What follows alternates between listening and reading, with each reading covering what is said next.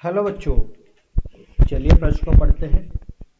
वक्र y बराबर 3x² धन 6x धन 7 x अक्ष रेखा x बराबर 5 तथा x बराबर 10 से घिरे क्षेत्र का क्षेत्रफल निकालें।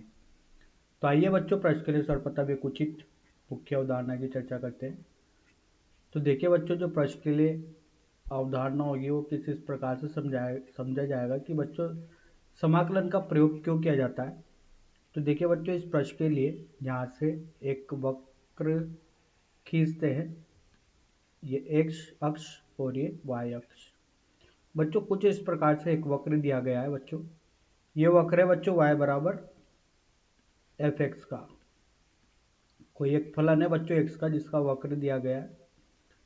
तो बच्चों ये इसकी प्रारंभिक सीमा x बराबर 1 और ये इसकी अंतिम सीमा x बराबर 2। अब बच्चों इस वक्र से घिरे क्षेत्र का बच्चों जहाँ पर क्षेत्रफल निकालना है, तो क्या बच्चों इसका क्षेत्रफल निकालना आसान है क्या? नहीं, क्योंकि बच्चों ये एक सतत वक्र ना होकर ये एक असतत वक्र है, तो इसका क्षेत्रफल निकालना आसान नहीं है। तो यहाँ पर बच्चों क्या करते हैं, x पर जाकर एक dx की पट्टिका लेते हैं बच्चों, जिसकी मोटाई है dx। तो बच्चों इसका पट्टिका का जो क्षेत्रफल होगा ये fx dx होगा। और बच्चों इसमें इस प्रकार की बच्चों अनंत पट्टिका होगी, तो इन सबको जोड़ देंगे, उसके लिए समाकलन का चिन्ह लगाते हैं और कहाँ से कहाँ तक, x1 से x2 तक।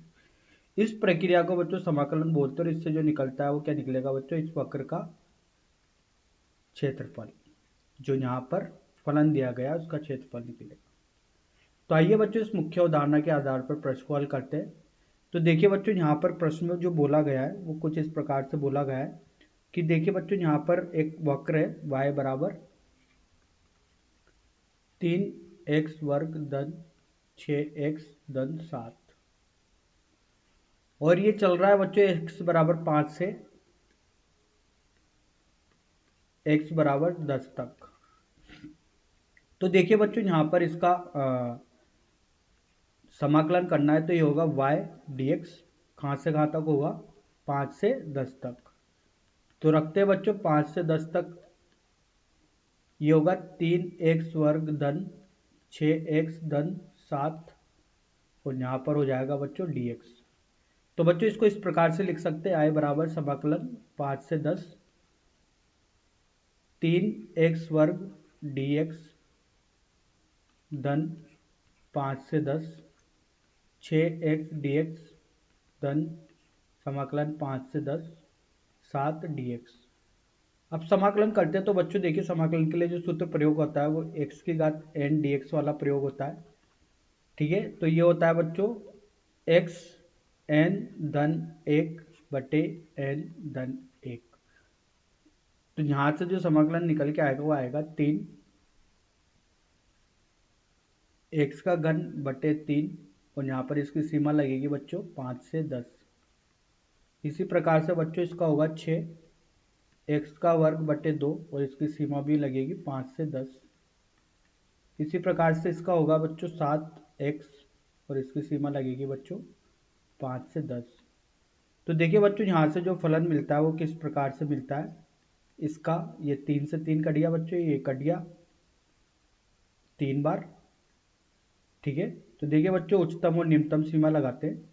तो देखिए बच्चों, उच्चतम सीमा ये होगी यहाँ पर 10 की घात 3 ऋण 5 की घात 3 धन 3 10 की घात 2 ऋण 5 की घात 2 धन 7 10 ऋण 5।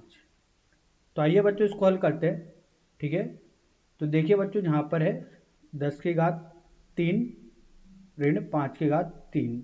ठीक है, तो देखिए बच्चों, यहाँ से इनकी उच्चतम और निम्नतम सीमा लगा चुके हैं। अब देखिए बच्चों, यहाँ से जब इसको हल करते हैं तो देखिए क्या मिलता है,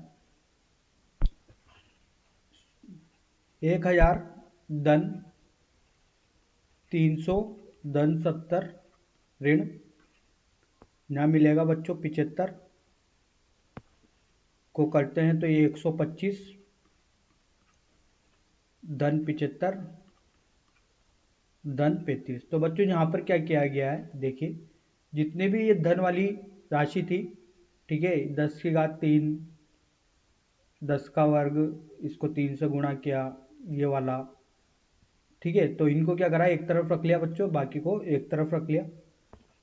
तो देखिए बच्चों, ये तीनों को जोड़ने पर यहाँ पर मिलता है 1370 ऋण, इन तीनों को जोड़ने पर मिलता है 235। तो आई का मान आता है बच्चों 1135।